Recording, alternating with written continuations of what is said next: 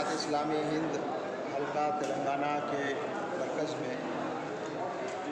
सहाफ़ी हजरात के साथ, जर्नलिस्ट के साथ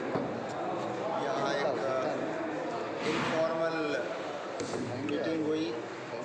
आपस में तबादला ख्याल हुआ और मुल्क और मिल्लत के सामने जो इस वक्त चैलेंजेस हैं उन पर गौर व फिक्र हुआ। जमात इस्लामी हिंद इस मुल्क में क्या तब्दीली चाहती है, इन हालात का कैसे मुकाबला करना चाहिए, जमात मुख्तलिफ़ मैदानों में क्या कोशिशें कर रही है, इस सिलसिले में कुछ बातें सहाफ़ी हज़रात के साथ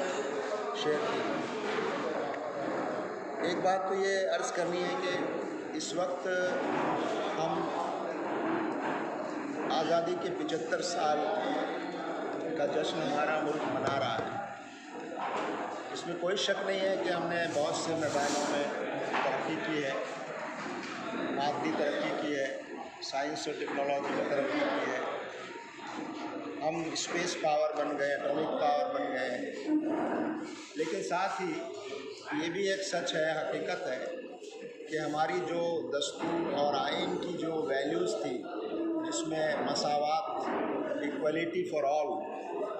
जिसमें फ्रीडम, आज़ादी, हर शख्स को अपने मज़हब की, अक़ीदे की, नज़रिए की आज़ादी और सबके लिए इंसाफ और जस्टिस और आपस में मोहब्बत और भाईचारा, ये जो वैल्यूज़ थी, इन वैल्यूज़ को ख़ासा नुकसान पिछले 8-10 सालों में पहुंचा है और इस वक्त पहुंच रहा है। और इस वक्त मुल्क में एक नफ़रत के माहौल को बढ़ाने की कोशिश हो रही है, नफ़रत का एजेंडा आगे बढ़ाया जा रहा है सियासी मकसद हासिल करने के लिए। और एक ख़तरनाक एजेंडा जो इस मुल्क के लिए सबसे ज़्यादा हम ख़तरनाक समझते हैं, वो ये कि इस मुल्क की जो आइन और उसकी जो बुनियादें हैं, उसके ख़िलाफ़ इस मुल्क को एक ख़ास मज़हब और कल्चर का मुल्क बनाने की कोशिश की जा रही है। और हम समझते हैं ये सिर्फ मुसलमानों के लिए कोई फ़िक्र की बात नहीं है, बल्कि ये तमाम मुल्क के बाशिंदों के लिए बहुत बड़ा चैलेंज है। और हम समझते हैं, जमात इस्लामी हिंद ये समझती है कि इस मुल्क को गलत राहों पर जाने से रोकने की कोशिश करना हम सब की ज़िम्मेदारी है, मुसलमानों की भी ज़िम्मेदारी है और 140 करोड़ आवाम की भी ज़िम्मेदारी है कि हम